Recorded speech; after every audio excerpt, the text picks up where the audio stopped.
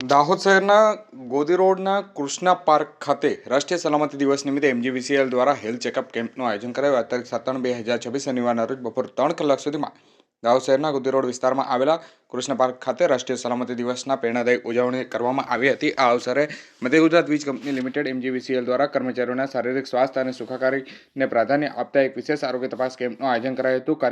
કાર્યક્રમ દરમિયાન કર્મચારીઓ પોતાના કામના ભારણ વચ્ચે પોતાના સ્વાસ્થ્ય પ્રત્યે જાગૃત બને અને બીમારીઓનું વહેલી તકે નિદાન થાય તે માટે શુભ હેતુથી યોજાયેલા આ કેમ્પમાં MGVCLના અંદાજે 70 થી 80 જેટલા કર્મચારીઓએ ઉત્સાહભેર ભાગ લીધો હતો.